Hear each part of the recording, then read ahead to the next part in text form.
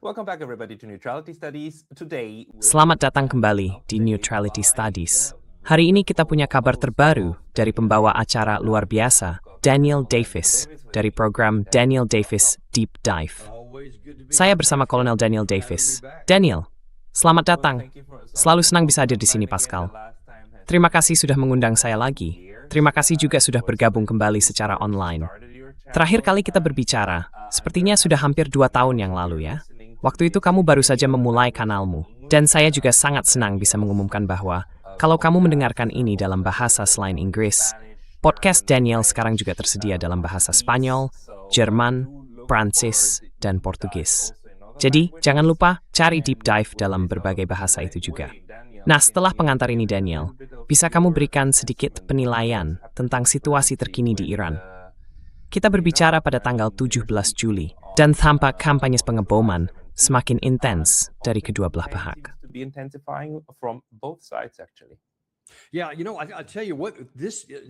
Ya, begini, beberapa hari terakhir ini ada yang bilang kalau situasinya sudah berubah.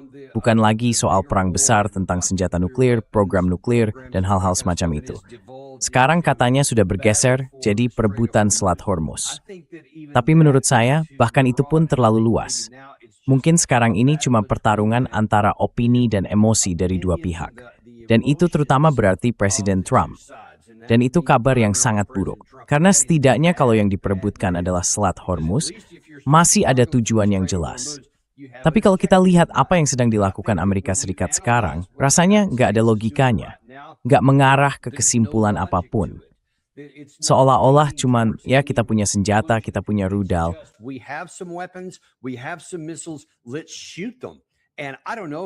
Ayo serang mereka. Saya nggak tahu, mungkin kita hajar beberapa kapal di sini, jembatan di sana, menara kontrol di tempat lain. Pokoknya kita tembakkan saja rudal ke berbagai arah, lalu terus bilang, ya, sampai mereka nurut, terserah. Tapi sebenarnya itu nggak dirancang untuk memaksa apapun.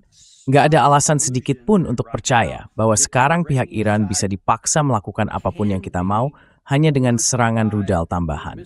Maksud saya, kita sudah benar-benar gagal melakukan itu waktu Perang Besar dulu. Katanya, 15.000 serangan udara dilakukan dalam 40 hari pertama. Itu pun nggak membuat mereka menyerah.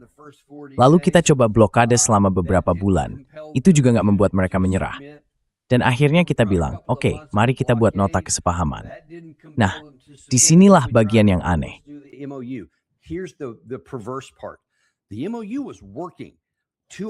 Nota kesepahaman itu sebenarnya menguntungkan kita.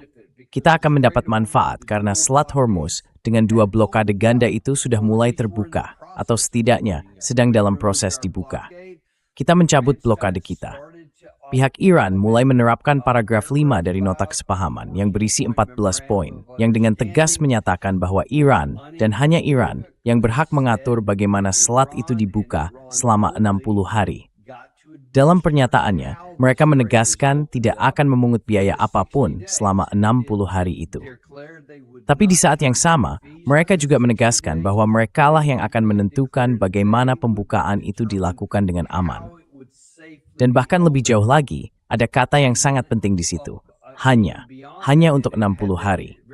Karena setelah itu, Iran menyatakan bahwa mulai hari ke-61, mereka akan mulai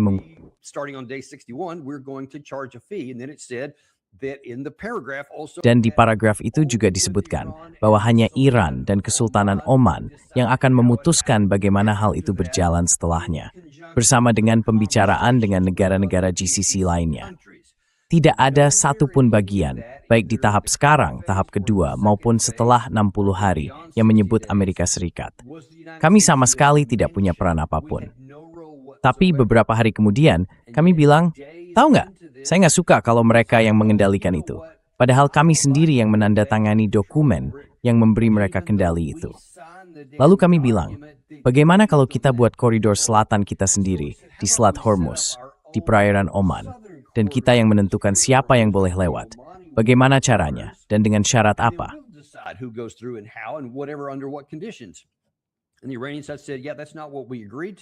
Dan pihak Iran bilangnya, itu bukan yang kita sepakati, itu bukan yang akan kami lakukan. Lalu mereka mulai memberi peringatan, kalau kalian tidak patuh pada aturan kami, akan ada konsekuensinya. Menariknya, sejauh yang saya tahu, ada beberapa kapal, setidaknya 2, yang lewat di koridor selatan itu. Tapi mereka lewat dengan izin dan koordinasi dari IRGC, dan mereka berhasil melintas. Sementara yang tidak mengikuti ketentuan yang ditetapkan, kapal-kapal itulah yang diserang. Dan tentu saja, dari situlah mulai terjadi aksi saling balas. Kalau tidak salah, sekitar tanggal 26 atau 27 Juni, itulah saat kejadian pertama mulai terjadi.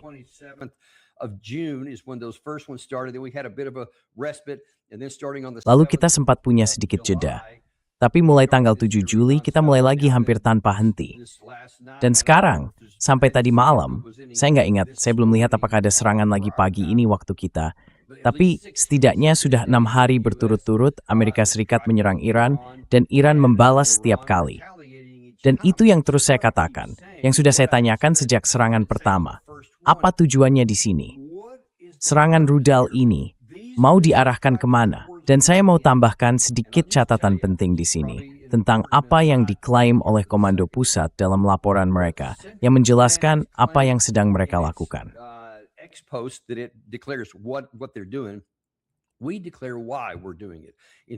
Kami sudah menjelaskan alasan kami melakukannya, yaitu untuk membuat Iran kembali mematuhi nota kesepahaman dan untuk menghentikan serangan terhadap kapal tanker sipil di kawasan Teluk.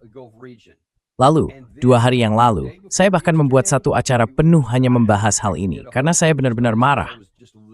Waktu itu, kalau tidak salah, sekitar pukul 4:53 sore waktu Washington DC, kami mengumumkan bahwa kami telah menyerang sebuah kapal tanker sipil yang sedang berlayar menuju Pulau Kark. Nah, kalau kamu lihat peta, apapun yang berlayar di Teluk Arab menuju Pulau Kark berarti bergerak menjauh dari Selat Hormuz. Menjauh dari garis blokade yang ditetapkan oleh Amerika Serikat di Teluk Oman.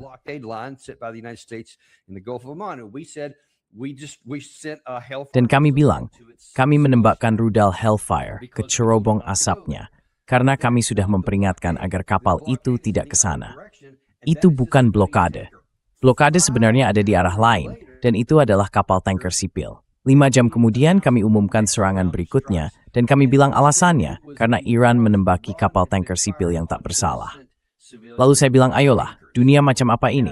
Kita menembaki kapal tanker sipil karena kapal itu tidak mengikuti perintah kita. Lalu kita mengklaim menyerang negara lain karena mereka melakukan hal yang persis sama seperti yang kita lakukan, menembaki kapal tanker sipil. Itu benar-benar tidak masuk akal. Dan tentu saja semua orang bisa melihat itu, Pascal.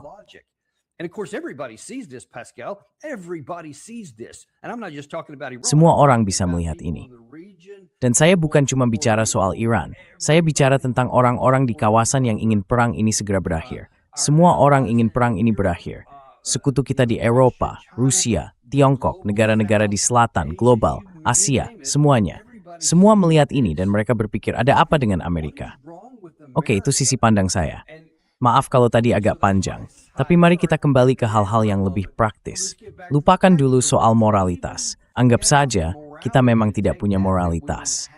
Apa sebenarnya yang ingin dicapai? Apakah kita berpikir dengan menyerang target-target ini, Iran akan berkata, baiklah, Washington, kami tahu kalian telah membunuh pemimpin kami.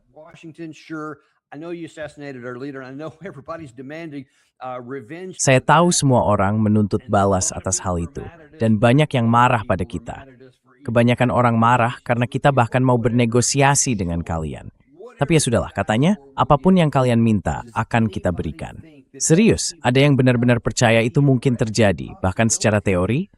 Maksud saya, setiap kali kita melakukan hal seperti ini, apalagi dengan kontradiksi yang barusan saya sebut, tekad mereka justru makin kuat.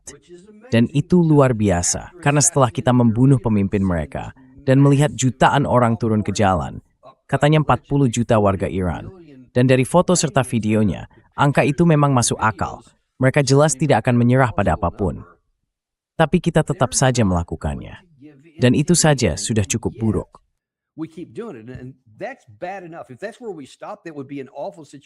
Kalau kita berhenti di situ, itu bakal jadi situasi yang buruk sekali. Jadi, apa yang sebenarnya kita lakukan? Tapi dalam 12 jam terakhir, keadaannya malah makin parah. Karena sekarang kita memperluas daftar target dan jenis sasaran yang diserang. Presiden Trump sudah memberi isyarat soal ini di akhir pekan lalu, dan tampaknya semalam dia benar-benar melakukannya. Dia menyerang sebuah jembatan, katanya cukup penting, di Iran bagian selatan. Dia juga menyerang beberapa industri sipil, menara pengendali sipil, hal-hal yang sama sekali tidak ada hubungannya dengan militer. Dan tahu nggak, saya juga mau menekankan satu hal. Kalau orang dengar kata jembatan, mungkin mereka pikir itu target militer yang sah. Bisa saja, tapi hanya kalau jembatan itu memang punya kaitan dengan keseimbangan militer, seperti misalnya dalam perang Rusia dan Ukraina. Like say, for example, in the Russia-Ukraine war, if the Russians are saying, hey, Kalau pihak Rusia bilang, kami berusaha melemahkan posisi militer Ukraina di sepanjang garis timur. Jadi kami akan mulai menyerang jembatan-jembatan di belakang mereka. Jembatan yang mereka pakai untuk mengirim logistik, bantuan militer, pasukan tambahan, atau bantuan medis ke garis depan. Dan kami akan hancurkan jembatan-jembatan itu supaya mereka nggak bisa lewat. Maka itu punya nilai militer. Dan itu adalah sasaran militer yang sah. Hal yang sama juga berlaku di pihak Rusia. Kalau Ukraina menyerang jembatan di wilayah Rusia atau di daerah yang dikuasai Rusia, itu juga termasuk sasaran militer yang sah. Tapi yang satu ini berbeda. Ini bukan sasaran militer yang sah. Karena tidak ada garis depan, tidak ada pertempuran sama sekali. Jembatan ini sama sekali tidak ada hubungannya dengan pengendalian Selat Hormuz. had nothing to do with control of the Strait of Hormuz. It's just a bridge that people used. I mean, that's Itu cuma sebuah jembatan yang dipakai orang. Maksud saya memang itu fungsinya. Jadi nggak ada nilai militer sama sekali di situ. Karena itu agak sia-sia juga kalau dibilang itu kejahatan perang. Karena di Amerika sekarang, orang udah nggak peduli soal itu. Jadi untuk sementara, kita tinggalkan dulu hal itu. Tapi coba lihat dari sisi militer, jembatan itu nggak memberi apa-apa buat kita. Kita nggak dapat keuntungan apapun, hari ini pun tidak. Iran juga nggak jadi lebih lemah hari ini dibanding kemarin. Tapi mereka jauh lebih marah. Dan sekarang, mereka melakukan apa yang sudah mereka janjikan. Kalau Presiden Trump memperluas daftar target, mereka akan menyerang. Dan mereka benar-benar melakukannya. Barusan saya lihat berita, pemerintah Kuwait marah besar karena mereka bilang ada serangan ke pabrik desalinasi.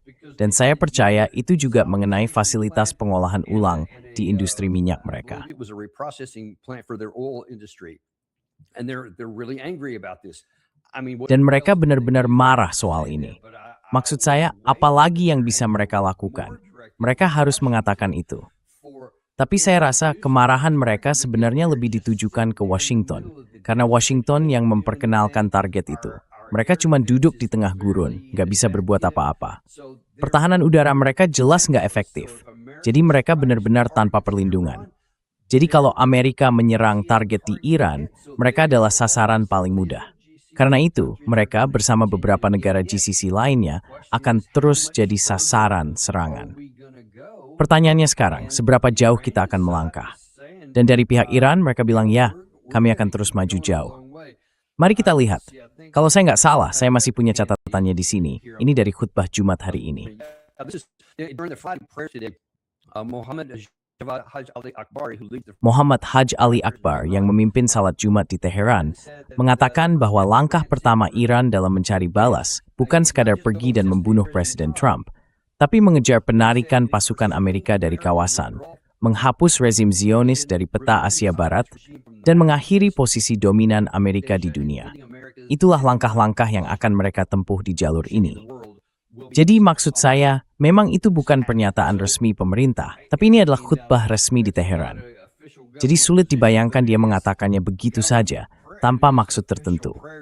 Tampaknya sekarang idenya seperti itu. Mereka bilang, baiklah, kalau kalian tidak mau menandatangani nota kesepahaman, kami punya tujuan lain.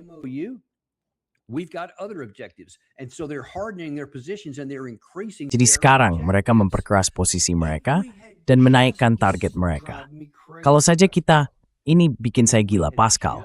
Kalau saja kita membiarkan nota kesepahaman itu berjalan, dan kita bilang, oke, kita akan jalankan apa yang sudah kita sepakati, kita akan janji kita akan buka Selat Hormuz, kita akan cabut blokade kita, kalian juga buka Selat Hormuz, kalian tepati janji kalian, lalu arus lalu lintas akan mulai mengalir lagi. Waktu itu sudah naik sampai sekitar sepertiga. Mungkin sekarang sudah bisa setengah atau 75%. Siapa yang tahu? Dan ya, kita akan tetap menangguhkan sanksi. Kita akan melepaskan dana yang dibekukan. Keep the sanctions off. We're going to release the frozen funds. We're going to work on this other issue about the Kita akan mengerjakan isu lain ini, soal dana rekonstruksi atau apapun itu. Setelah itu beres, baru kita mulai bagian berikutnya yang kita inginkan, yaitu negosiasi tentang program tanpa senjata nuklir dan seterusnya. Kalau saja kita biarkan semuanya berjalan begitu saja, harga minyak mungkin sekarang sudah lebih rendah dari 70. Tapi yang terjadi justru sebaliknya, harganya naik dan alirannya malah tersendat. Alasan kenapa harga minyak bisa turun adalah karena minyak mentah, gas alam, pupuk, aluminium, belerang, semua hal yang dibutuhkan orang di seluruh dunia, termasuk helium, yang jauh lebih penting dari yang banyak orang kira. Semua itu bisa mulai kembali, setidaknya menuju kondisi normal. Dan semua orang akan mendapat manfaat dari itu.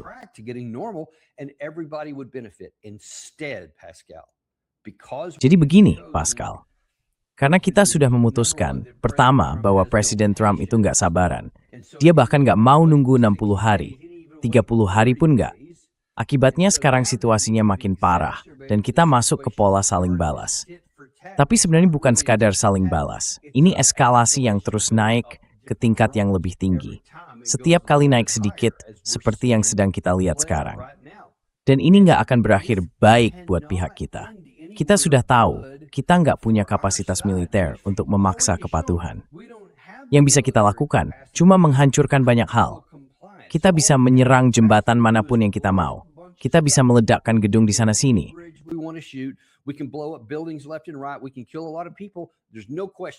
Kita bisa membunuh banyak orang, itu jelas.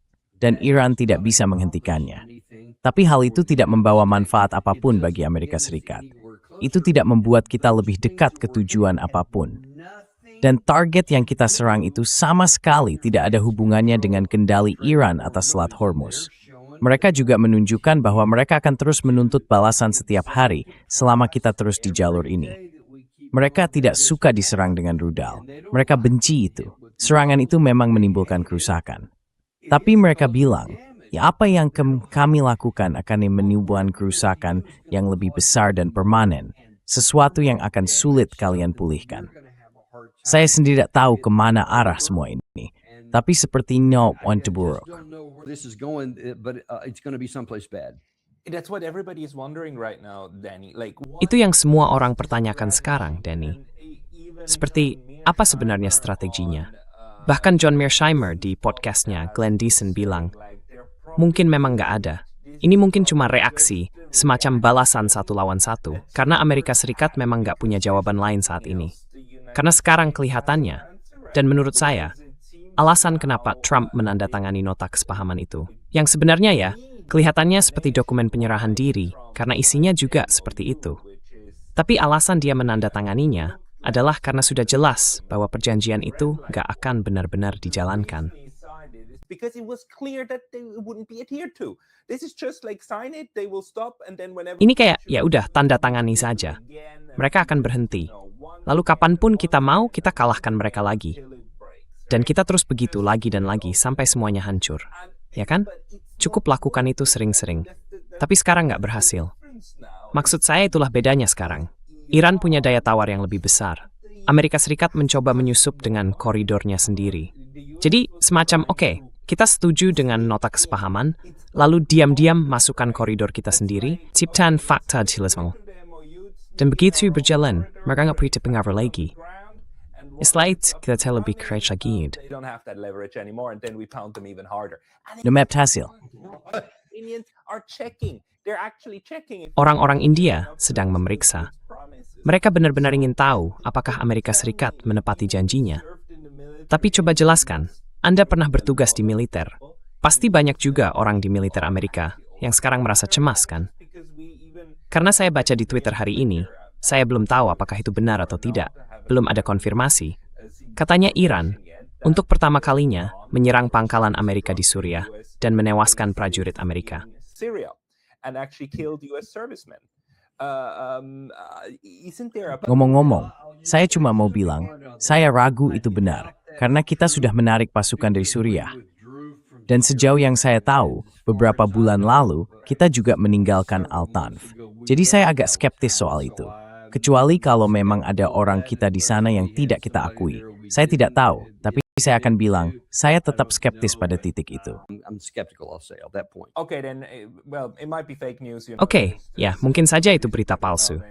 Sekarang semua orang bisa saja menyebarkan berbagai macam cerita. Tapi tetap saja, bagi militer, bukankah ini sangat membuat frustrasi? Karena kalian kehilangan begitu banyak hal, setidaknya peralatan dan juga kepercayaan dari para sekutu. Pasti ada seseorang di militer yang pada suatu saat menepuk bahu Pak Trump dan Heksen, lalu bilang, "Hey, kita perlu bicara mungkin." and say like, guys, we should talk maybe.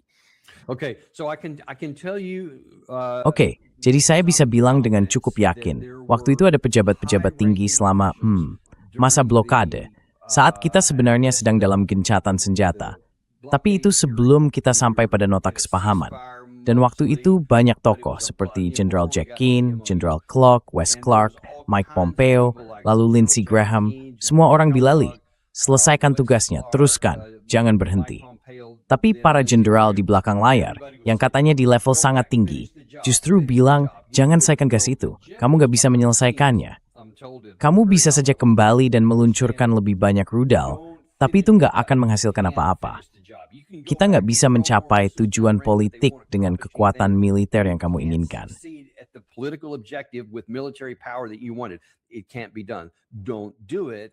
Itu nggak bisa dilakukan.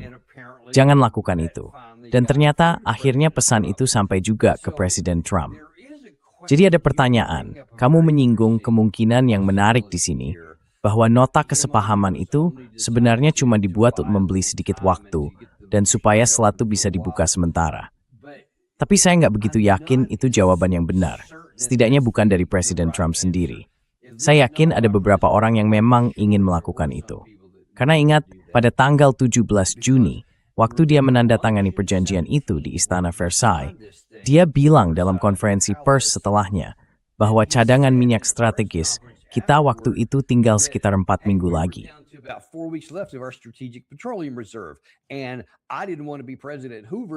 Dan saya nggak mau jadi seperti Presiden Hoover yang menyaksikan terjadinya depresi besar, depresi global di masa pemerintahannya. Saya nggak mau itu terjadi.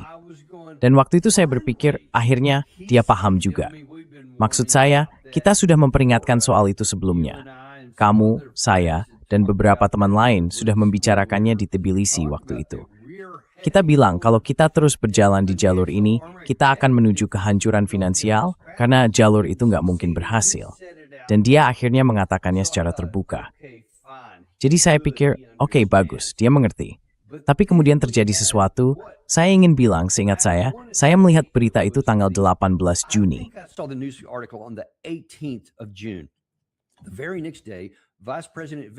Keesokan harinya, Wakil Presiden Vance bilang, ya, kita akan patuhi kesepakatan ini selama mereka bersikap baik. Kita nggak akan kasih apapun, kecuali mereka menuruti, kecuali mereka benar-benar melakukan apa yang seharusnya mereka lakukan. Tapi bahkan waktu itu saya berpikir, sebenarnya mereka nggak diwajibkan melakukan apapun. Mereka seharusnya menerima. Karena selama berminggu-minggu, bahkan berbulan-bulan sebelum penandatanganan, mereka sudah bilang, hey, karena kalian sudah menghancurkan kepercayaan, kami harus melihat pelonggaran sanksi di awal, dan pencairan dana yang dibekukan juga di awal. Dan kalau kalian menunjukkan niat baik, baru kita bisa lanjut ke tahap berikutnya, dan seterusnya. Jadi mereka bilang, baiklah, dan kalian cabut blokade kalian. 3 hal itu.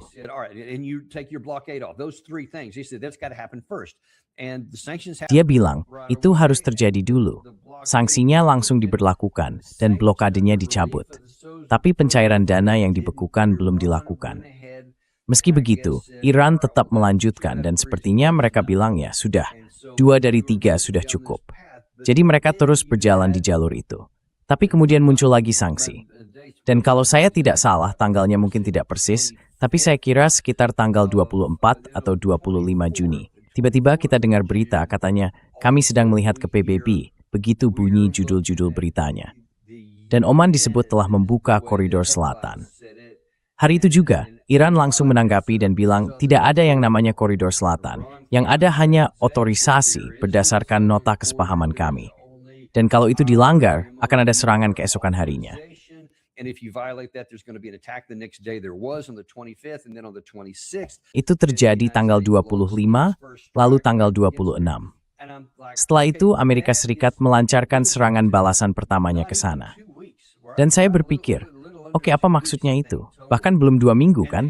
Ya, kurang dari 2 minggu kalau dihitung totalnya. Tapi begini, kalau idenya adalah, dari sudut pandang Presiden Trump, kita harus melakukan ini. Karena kalau tidak, kita akan menghadapi masalah ekonomi yang serius. Lalu kenapa dia menyetujui hal itu? Dan kalau dia tidak merencanakannya, kalau semuanya cuma sandiwara, kenapa repot-repot membuat nota kesepahaman itu? Kalau dalam hitungan hari dia akan menyiapkan sesuatu yang berbeda, yang justru membuka jalan untuk perang baru, lalu buat apa semua itu? Itu bagian yang sama sekali tidak masuk akal bagi saya. That's the part that doesn't make any sense to me. I can see it if you're just looking at the Saya bisa paham kalau maksudnya cuma untuk, ya, kamu cuma berusaha pakai waktu buat ngeluarin sedikit minyak. Tapi lihat, itu justru berhasil buat Iran loh. Karena ternyata mereka sama sekali nggak nyangka rencana itu bakal jalan. Jadi mereka udah siapin banyak kapal dari awal. Dan waktu Presiden Trump dengan bangganya bilang ada 19 juta barel minyak yang keluar hari itu, rekor satu hari terbesar bahkan sebelum perang. Ya, itu karena pihak Iran udah siapin minyak mereka buat langsung dikirim keluar. Mereka berhasil ngeluarin banyak minyak dan jual senilai miliaran dolar. Karena mereka pikir jalurnya bakal ditutup. Jadi mereka dapat suntikan uang tunai. Sementara kita nggak siap. Jadi saya juga nggak tahu kenapa.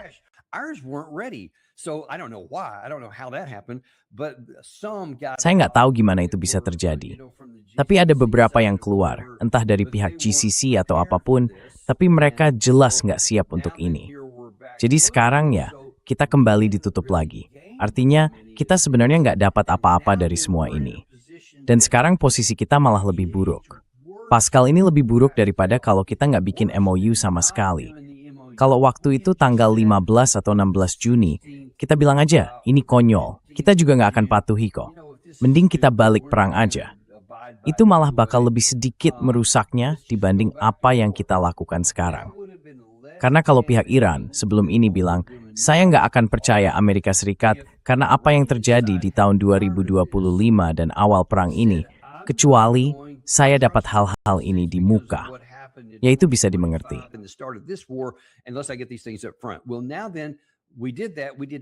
Baik, jadi begini, kita sudah melakukannya. 2 dari 3 hal itu sudah kita jalankan, dan hampir tidak ada hal lain yang kita lakukan di situ. Lalu di paragraf kelima, kita langsung melanggarnya. Paragraf pertama saja masih belum selesai. Israel masih ada di Lebanon, jadi itu belum beres. Sekarang Iran bilang, tidak ada dasar untuk negosiasi apapun. Jadi ketika Presiden Trump terus berbohong kepada semua orang di dunia dan bilang, oh, mereka memohon untuk membuat kesepakatan. Tentu tidak. Mereka sama sekali tidak memohon untuk itu. Mereka akan jadi orang paling bodoh di dunia kalau sampai mempertimbangkan kesepakatan itu, apalagi sampai memohonnya. Dan mereka tidak akan melakukan itu.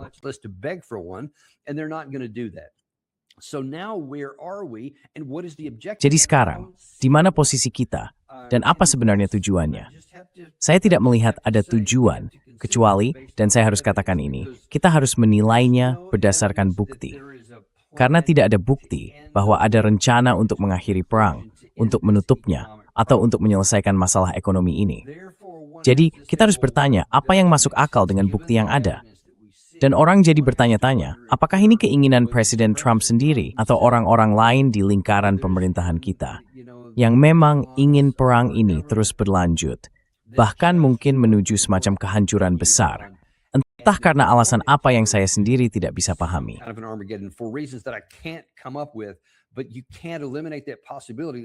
Tapi kita juga nggak bisa menyingkirkan kemungkinan itu, bahwa ada sebagian orang yang sengaja melakukannya, karena mereka tahu Iran nggak akan setuju, dan mereka sengaja memperkeruh situasi karena tahu Iran pasti akan membalas.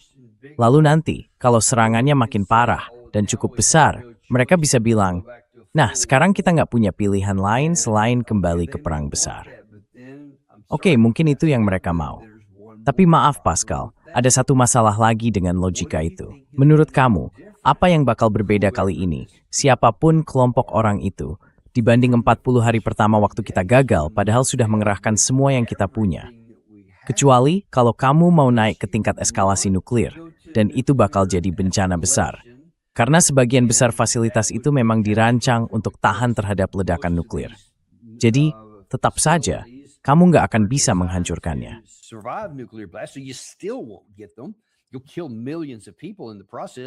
Kita akan menewaskan jutaan orang dalam prosesnya. Tapi, kalau begitu, kita akan jadi paria di mata dunia. Dan saya rasa, itu mungkin sudah terlalu jauh, bahkan untuk sekutu-sekutu kita di berbagai belahan dunia. Siapa yang tahu apa yang akan dilakukan Rusia dan Tiongkok?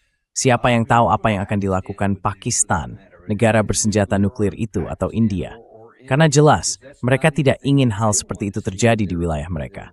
Jadi, dari sudut manapun kita melihatnya, ini adalah bencana yang bisa berubah jadi malapetaka. Dan saya tidak melihat ada jalan keluar, tidak ada jalur aman, tidak ada niat untuk menuju tempat yang lebih selamat. Saya benar-benar tidak melihatnya. Dan itu sangat membuat saya khawatir.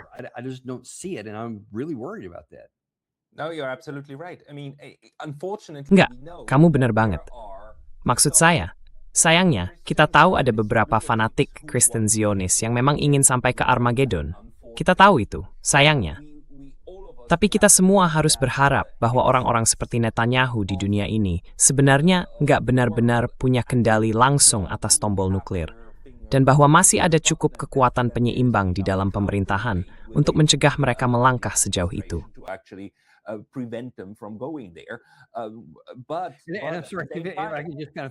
Tapi, maaf, kalau boleh saya tambahkan sedikit di sini. Bukankah agak ironis, bahkan bisa dibilang menyimpang, bahwa selama ini kita sering memperingatkan tentang kelompok Islam radikal yang percaya pada Imam ke-12 dan ingin mewujudkan kiamat. Tapi sekarang, justru mungkin kita sendiri yang punya fantasi seperti itu. Dan, omong-omong, sebagai pengikut Yesus Kristus, saya pribadi merasa sangat tidak setuju dengan siapapun yang berbicara seperti itu. Karena itu bukan ajaran kitab suci, dan semuanya ada di tangan Tuhan saja. Gagasan bahwa ada orang atau sekelompok orang yang berpikir mereka bisa membantu Tuhan dengan mempercepat hal itu, yang akan mereka lakukan hanyalah membawa bencana bagi diri mereka sendiri. Karena Tuhan tidak bekerja seperti itu. Bahkan kitab suci kita sendiri tidak mengajarkan hal semacam itu. Itu adalah penyimpangan yang luar biasa. Dan sebagai seorang Kristen, saya merasa malu dan terhina. And in man is the US pub team.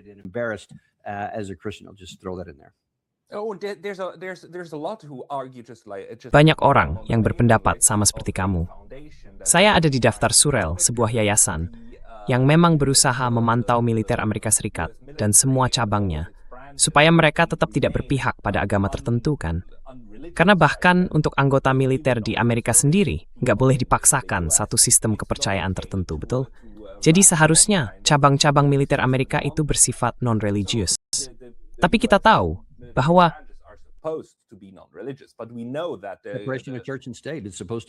Konsiderismikitat is indako tank for.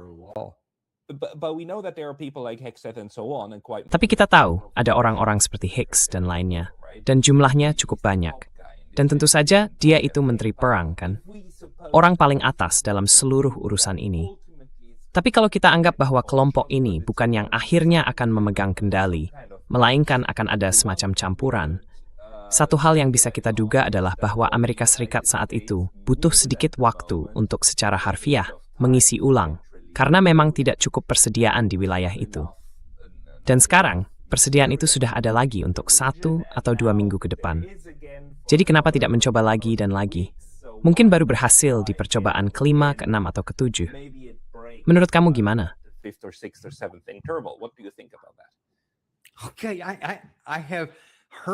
Oke, saya dengar itu, dan saya cuma bisa bilang, berarti orang-orang ini bahkan lebih gila dari yang saya kira. Serius? Kamu udah lihat diagram tentang kota-kota rudal dan fasilitas bawah tanah mereka? Itu tersebar di puluhan lokasi di seluruh negeri mereka, yang luasnya hampir sebesar Eropa Barat. Semua dibangun di bawah pegunungan granit. Kami pernah mencoba, kalau nggak salah di Gunung Yazd beberapa kali malah.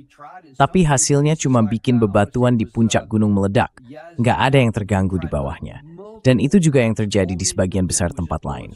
Satu-satunya saat kami berhasil merusak sebagian dari mereka adalah ketika kami menghantam jalur keluar, koridor keluar, atau silo peluncuran. Dan itu pun bisa diperbaiki. Dan sebagian besar memang sudah diperbaiki. Which could be repaired and for the most part have been. So why do you want to take when we used Jadi kenapa seseorang mau mengambil keputusan seperti itu? Kalau menurut banyak laporan publik, kita sudah menggunakan antara 45 sampai 50% dari sistem rudal ofensif dan defensif utama kita dalam upaya yang sia-sia selama 40 hari pertama pertempuran. Atas dasar, apa seseorang yang punya kendali atas penggunaan sistem-sistem itu dan punya data rahasia tentang berapa banyak yang kita miliki, serta berapa lama waktu yang dibutuhkan untuk menggantinya, bisa membenarkan hal itu. Dan menurut laporan The Wall Street Journal, kalau saya tidak salah, beberapa hari lalu mereka menulis bahwa akan butuh waktu sekitar 3 tahun setelah semuanya berhenti. Dan saya rasa itu termasuk perang Rusia-Ukraina dan yang satu ini, untuk mengembalikan posisi kita ke titik awal. 3 tahun. back to where we started 3 years? But we Bisa bisa berhenti. Sistem nasional Prime-Racing seperti perais militer. in terms of missile inventories, how many missiles we have? Kalau kita bicara soal persediaan rudal, berapa banyak rudal yang kita punya? Apa alasannya? Bagi orang-orang yang punya akses ke spreadsheet ini dan kemampuan produksinya, untuk bilang, ayo coba lagi, kirim lebih banyak ke sana, biar gagal dengan cara yang sama. Dengan rudal yang sama, menargetkan sasaran yang sama, hasilnya nggak akan berbeda. Tapi yang akan terjadi, Pascal, persediaan kita justru makin menipis. Dan akan tiba saatnya kita harus bilang, siapa sebenarnya kehabisan ng Bermal Tomahawk atau JASSM, dua kategori besar yang terangnya ZTQ Wispith. The two biggest categories of long-range strike missiles that we have. And then what are you going to do? What happens if, God forbid, something Lalu, happens? apa yang akan kamu lakukan? Bagaimana kalau semoga tidak terjadi, ada sesuatu antara NATO dan Rusia, dan kita terseret ke dalam perang di sana? Kita nggak punya apa-apa. Kita nggak punya kemampuan ofensif maupun defensif. Dan jelas kalau bicara soal Tiongkok, Laut Cina Selatan, Taiwan, semua itu juga bisa masuk hitungan. Kita nggak punya apa-apa. Padahal kita punya militer yang hebat, kelompok kapal induk yang luar biasa, semua kapal perusak, pesawat tempur, F-22, F-16, F-35 sebut saja. Semua perlengkapan itu, semua tank, apa gunanya kalau kita nggak punya amunisi untuk menembakkannya? Itulah yang sedang mereka pertaruhkan dengan apa yang mereka lakukan sekarang. That's what they're risking by what they're doing now. But isn't that the pattern now? Isn't that what? Tapi bukankah itu memang polanya sekarang? Bukankah itu yang sebenarnya sedang terjadi? Amerika Serikat dan seluruh mesin perangnya, semua cara yang selama ini dipakai Amerika dalam berperang selama lebih dari 250 tahun, sekarang kehabisan ide. Mereka kehabisan gagasan tentang apa yang harus dilakukan. Jadi yang mereka lakukan adalah terus mencoba hal yang sama, sampai akhirnya kehabisan amunisi. Dan pada akhirnya, bukan sang kaisar yang akan telanjang, tapi para prajuritnya akan telanjang. Dan ya, itu saja akhirnya. Tapi menurut saya, mereka memang kehabisan ide. Sulit menjelaskan hal ini dengan cara lain. It's difficult to otherwise explain this. Now, the running out implies that you had ideas and you're out. Sekarang, kalau dibilang kehabisan ide, seolah-olah kita dulu punya ide, lalu sekarang sudah habis. Bukan begitu. Kita memang nggak punya ide apa-apa. Yang ada cuma penerapan kekuasaan secara buta. Sejak tahun 92, waktu Uni Soviet bubar, kita menipu diri sendiri dengan berpikir bahwa kita bisa melakukan apapun yang kita mau. Kita bisa saja menembakkan beberapa rudal ke sana-sini, dan semua orang akan tunduk ketakutan. Selama beberapa dekade, kita melihat itu berhasil. Selalu tidak bermoral, tapi berhasil. Prinsipnya, yang kuat pasti benar. Jadi apapun yang kita lakukan, berhasil saja. Dan setiap kali ada yang tidak patuh, kita kirim beberapa rudal ke cerobong asap mereka. Mereka langsung bersembunyi. Nggak ada yang mau berperang dengan Amerika Serikat. Jadi mereka akhirnya patuh. Nah, dari situ muncul pola pikir seperti itu. Begitulah cara kerjanya. Kita bilang orang lain harus melakukan sesuatu, mereka lakukan. Almetik mem rudal, lalu mempeskukan.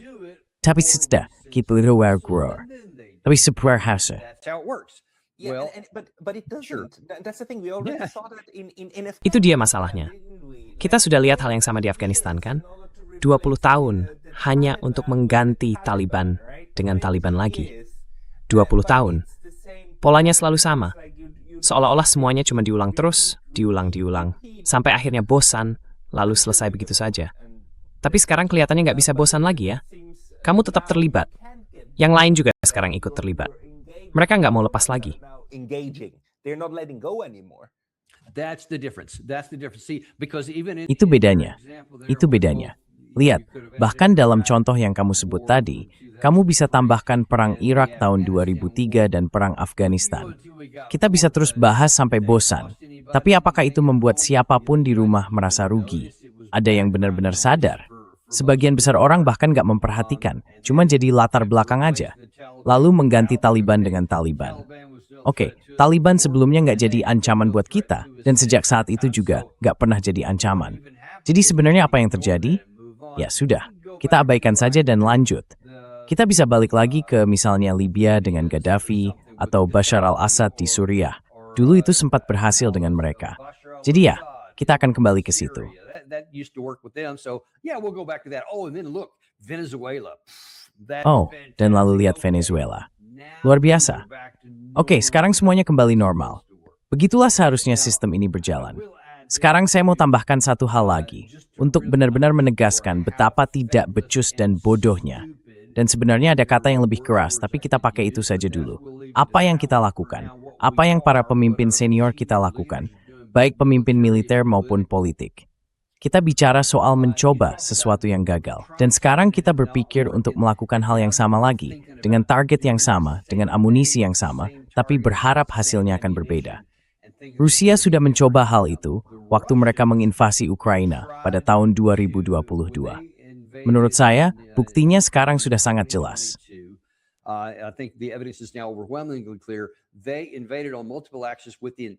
Mereka menyerang dari banyak arah dengan tujuan membuktikan bahwa Ukraina tidak bisa memenangkan perang, supaya akhirnya ada kesepakatan lewat negosiasi. Dan itu hampir berhasil. Mereka bahkan sudah sampai pada tahap itu di Istanbul, bulan April 2022. Lalu kita semua tahu apa yang terjadi setelahnya. Nah sekarang Rusia seperti, oh ternyata ini nggak berhasil. Mereka waktu itu punya sekitar 150.000, mungkin 200.000 pasukan di seluruh negara, melawan negara yang punya sekitar 800.000 pasukan. Dan jumlahnya terus bertambah setiap hari. Jadi jelas, mereka nggak bisa menang perang dengan kondisi seperti itu. Nah, alih-alih mengulang strategi yang sama dan mencoba lebih keras, mereka justru mundur dan mulai membangun jaringan pertahanan. Mereka juga mulai memperkuat kapasitas industrinya.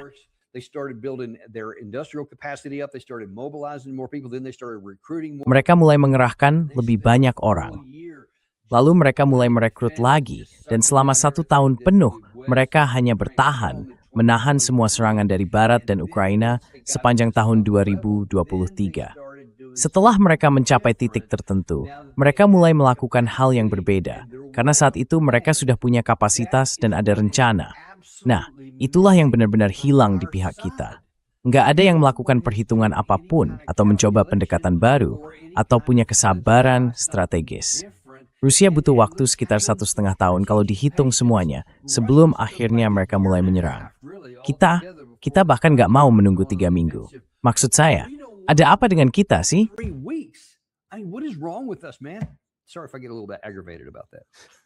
Maaf kalau saya terdengar agak kesal soal itu. Tapi jujur, saya akan sangat marah kalau negara saya bertindak seperti itu. Karena selain kejam, itu juga bodoh. Dan mungkin justru itu yang lebih menghinakan. Terutama bagi para profesional yang benar-benar memikirkan bagaimana cara membela negara. Lalu, tiba-tiba kita sadar, ini sama sekali nggak ada hubungannya dengan pertahanan. Tapi, tahu nggak, saya benar-benar merasa ini pengalaman yang sangat baru. Bukan cuma buat Amerika Serikat, tapi juga buat seluruh dunia barat yang selama ini terbiasa selalu mendapatkan apa yang mereka mau. Sekarang, mereka bahkan nggak bisa keluar dari situasi ini lagi. Nggak bisa lari dari kenyataan ini. Dan kita lihat juga hal yang sama di Eropa. Mereka sekarang sedang menyiapkan paket sanksi yang ke-21. 21. Both that. Bukankah itu seperti ide gila, mengulang hal yang sama terus-menerus? Dan sekarang kita juga melihat hal itu terjadi di Amerika Serikat. Semuanya berjalan begitu saja, seperti mobil di gigi netral, dan bahkan belum sadar akan hal itu. Tapi menurut Anda, apa yang dibutuhkan di dalam negeri Amerika agar pembahasan ini benar-benar mulai terjadi di tingkat nasional? Karena menurut saya, stasiun televisi dan media massa sama sekali belum bisa mengejar ketertinggalan ini. No, I think that now. Enggak, menurut saya sekarang. Kamu menyinggung soal situasi di Afghanistan setelah 20 tahun kegagalan strategis yang mendalam.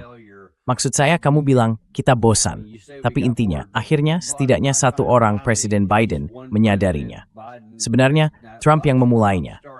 Dia berusaha menarik pasukan kita sebelum itu, dan memang sudah menyiapkan dasarnya lewat kesepakatan tahun 2020 yang seharusnya membuat kita keluar pada tanggal 31 Mei 2021. Akhirnya mereka sadar kalau itu nggak akan kemana-mana, dan kita pun keluar. Caranya memang berantakan, bodoh malah. Tapi ya, kita keluar juga. Akhirnya kita benar-benar keluar. Tapi nggak ada biaya buat kita. Faktanya, beberapa minggu lalu, kita lihat jenderal, waktu itu dia masih jenderal bintang 2, yang memimpin penarikan pasukan itu, dan yang punya foto terkenal, agak sombong, Lieutenant Travisam bro ith borlet havern, sefer ench bermarvi narroke blame subwood, and you am you the gun wafteth. Getting off the tarmac before we left or whatever. Instead of like, okay, that's the guy that oversaw the final stage. Bukannya ya? Oke, itu orang yang mengawasi tahap akhir dari bencana di Afghanistan. Jadi dia akan pensiun dengan malu. Enggak, dia malah dipromosikan. Saya pikir akhirnya dia dapat 3 atau 4 bintang. Dan baru beberapa hari yang lalu dia dipecat, dan itu bikin banyak orang marah atau apapun. Tapi itu menunjukkan bahwa bahkan ketika semua masih kegagalan, dia tetap dipromosikan. Nggak ada yang berubah. Walaupun itu bencana, tetap saja nggak ada yang berubah. Saya ingat waktu saya terlibat di Future Combat Systems, program futuristik yang kami coba jalankan di tahun 2000-an. Saya lihat seorang jenderal bintang 1 waktu itu, yang benar-benar nggak kompeten. Saya menulis memo dari dalam. Saya bilang ke dia, ini nggak akan berhasil. Kalau kita benar-benar menerapkan sistem ini, kemampuan kita di masa depan justru akan menurun.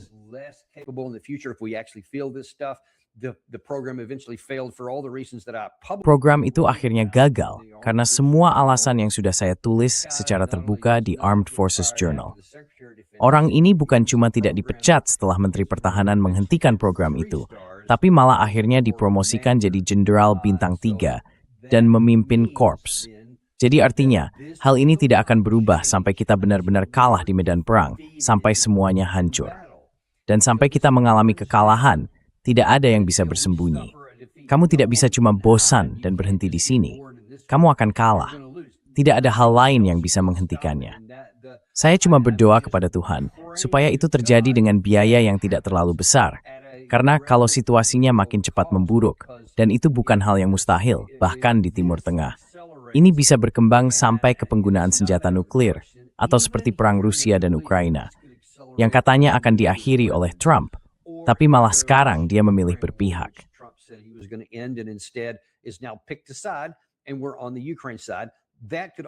Dan kita ada di pihak Ukraina. Itu juga bisa meluas secara konvensional ke Eropa. Kita punya kemungkinan pasal 5, dan itu berarti ada potensi penggunaan senjata nuklir. Dampaknya bisa jadi kehancuran besar, bukan sekadar kekalahan militer. Saya berdoa dengan cara yang ironis, tapi penuh harap, agar yang terjadi hanya kekalahan militer, yang bisa membuat kita sadar tepat waktu untuk berubah. Karena kalau tidak, kalau kita melangkah terlalu jauh, terlalu cepat, dan terlalu tidak sabar, kita bisa memicu, mungkin bukan kiamat nuklir. Saya sungguh berharap ada yang bisa menghentikannya sebelum semua hancur. Tapi, kalau satu saja senjata nuklir digunakan dimanapun, dunia seperti yang kita kenal tidak akan pernah sama lagi.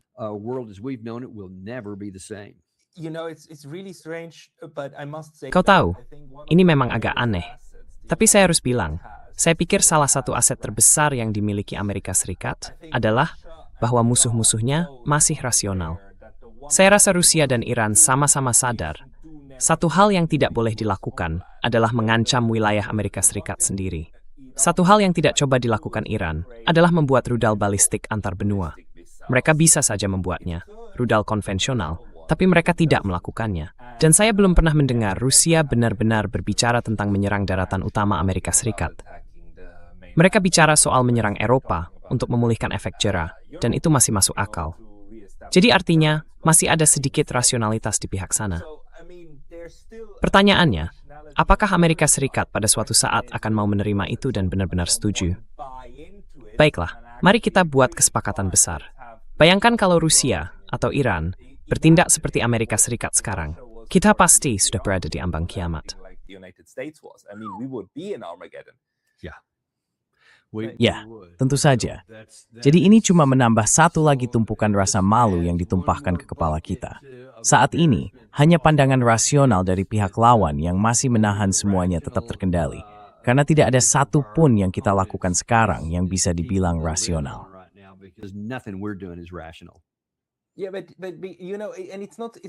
Ya, tapi kamu tahu, ini bahkan bukan sesuatu yang kamu atau orang lain tanggung jawabkan. Memang sistemnya yang bekerja seperti itu. Maksud saya, Donald Trump waktu mencalonkan diri jadi presiden, dia punya semua poin pembicaraan yang tepat. Dan saya nggak akan pernah lupa pidato pelantikannya. Ketika dia bilang, pemerintahan ini akan dikenang bukan hanya karena perang yang berhasil diakhiri, tapi juga karena perang yang tidak pernah dimulai. Dan itu luar biasa, benar-benar hal yang tepat untuk dikatakan. Tapi kemudian, entah kenapa, semuanya berbalik arah. Dan kita masih menunggu berakhirnya 24 jam pertama yang dia janjikan untuk mengakhiri perang di Ukraina, kan? Rasanya seperti hari yang panjang banget. Isteng Sing. Hari ini terasa panjang. Saya cukup yakin masa jabatan keduanya akan dikenang sebagai hari yang paling panjang. Tapi ada sesuatu yang bisa membalikan keadaan, kan? Sistemnya sendiri yang membalikan keadaan. Jadi pertanyaannya lagi, dan Kolonel McGregor, terus bilang bahwa satu-satunya hal yang bisa mengakhiri semua ini adalah semacam revolusi dari dalam. Tapi juga tidak ada tanda-tanda ke arah sana, bukan?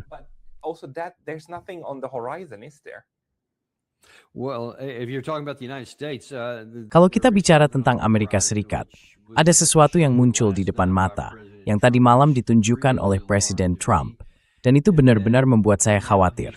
Karena sekarang, dia tampaknya sedang menyiapkan upaya untuk mengatakan bahwa pemilu yang akan datang di bulan November nanti mungkin curang, dengan alasan bahwa sistem pemilu tahun 2020 sudah diatur sedemikian rupa. Dan sekarang katanya itu ulah Tiongkok. Ya, sekarang Tiongkok. Kadang dia bilang Antifa, mereka seperti asal tunjuk saja. Oh, dan para komunis juga. Wah, ternyata itu muncul lagi. Saya kira isu itu sudah berakhir sejak masa Senator McCarthy di tahun 50-an. Tapi rupanya, sekarang muncul lagi. Dia seperti sedang mencari-cari alasan, mengatakan apapun yang bisa melemahkan kepercayaan terhadap sistem, supaya apapun hasilnya nanti, orang tidak percaya pada hasil pemilu itu.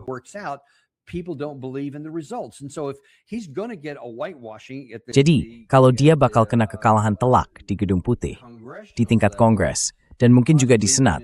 Ya maksud saya, hal itu hampir selalu terjadi dalam situasi serupa ketika satu partai menguasai DPR, Senat, dan Gedung Putih.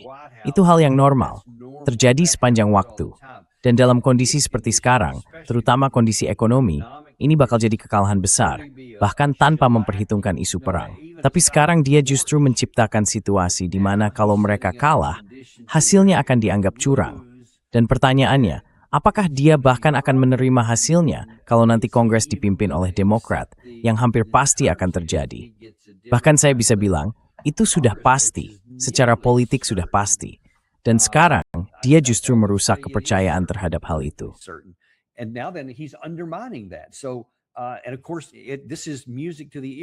Dan tentu saja, ini seperti musik di telinga banyak orang di kubu kanan. Karena mereka terus-menerus dibuat terpesona oleh narasi bahwa dia dicurangi. Dia tidak pernah mengakui bahwa dia benar-benar kalah dalam pemilu 2020. Meskipun ada, entah berapa, mungkin 10.000 gugatan. Saya tidak tahu angka pastinya, tapi jumlahnya banyak. Dan hasil penyelidikan internal dari Departemen Kehakiman, FBI, Keamanan Dalam Negeri, semua yang meneliti hal ini mengatakan hal yang sama. Memang ada sedikit kejanggalan di sana-sini, tapi pemilunya sah. Hasilnya benar, sistemnya bekerja. sistem itu melindungi kita, tapi dia terus merusaknya setiap hari. Jadi pertanyaannya, apa yang akan terjadi nanti tahun ini kalau hasil pemilunya sesuai dengan yang kemungkinan besar akan terjadi? Apa yang akan dia lakukan saat itu? Saya khawatir soal itu. Do then? I worry about that. I mean, they are building now up the rhetoric for it, right? Maksud saya, mereka sekarang sedang membangun retorika untuk itu, kan? Dengan, terorisme sayap kiri yang ekstrem, semacam alasan untuk menindak lebih keras di dalam negeri. Rasanya seperti semuanya mulai memanas, dan bisa saja dalam beberapa bulan ke depan, situasinya benar-benar jadi kacau. Jadi, kita bisa lihat tekanan di dalam negeri makin meningkat. You're seeing internally the heat building up. They are. In fact, I actually put out a couple of posts. Benar. Bahkan, tadi malam saya sempat menulis beberapa posting di X yang benar-benar membuat saya khawatir, karena mereka justru makin keras mempertahankan sikapnya. Ini sebenarnya sejalan dengan upaya melemahkan isu integritas pemilu, dengan mengatakan bahwa mereka sedang memerangi terorisme kiri radikal. Bukan sekadar terorisme, tapi terorisme kiri radikal. Nah, di pemerintahan Biden dan Obama dulu, mereka juga melakukan hal yang sama. Dan waktu itu saya sudah menentangnya. Mereka bicara soal terorisme kanan radikal dan segala macam hal itu. Dan waktu itu saya sudah bilang hal yang sama seperti yang saya katakan sekarang. Cukup sebut terorisme saja. Tidak ada yang melakukan terorisme. Itu melanggar hukum. Terrorism. If somebody's doing terrorism, it's against the law, it's bad, it's wrong for our country, fix it. Stop. Itu buruk. Itu salah untuk negara kita. Perbaiki, hentikan, cegah, apapun caranya. Tapi jangan cuma abaikan satu sisi persoalan dan menyerang sisi yang tidak kamu suka. Karena itu bisa membuat presiden dan pemerintah memutuskan siapa yang dianggap kiri radikal dan siapa yang hanya kiri biasa. Dan saya khawatir, itu berarti siapapun yang menang dalam pemilu berikutnya dan tidak kita sukai akan langsung dicap sebagai radikal. Lalu berdasarkan undang-undang baru ini, kita harus melakukan sesuatu terhadap mereka. Maksud saya, dasar hukumnya sedang dibangun untuk mengendalikan orang-orang dari satu partai politik yang ditentukan oleh partai lain yang saat ini berkuasa di Gedung Putih. Itu posisi yang sangat berbahaya bagi negara kita. A very dangerous one. So, Danny, Sangat berbahaya. Jadi Danny, aku janjiin kamu 45 menit dan kita sudah hampir sampai di batas itu. Aku cuma mau bilang terima kasih banyak. Sepertinya kita harus ngobrol lagi nanti, karena cerita ini jelas belum selesai. Dari sisi manapun juga.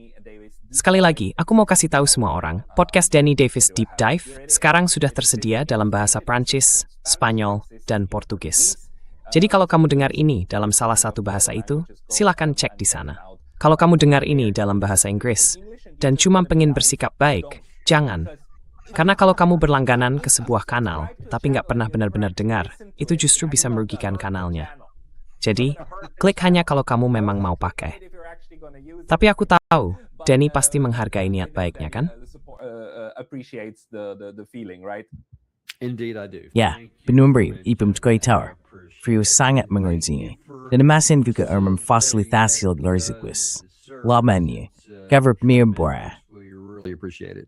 I'm very glad to help. Saya sangat senang bisa memansu rumah job stand with yang zoras dan suara sedemikian. Ji Danny Davis, terima kasih banyak atas waktunya hari. Thank you so much for your time today. Thank you Athenas very Betsik, much. within in Srang.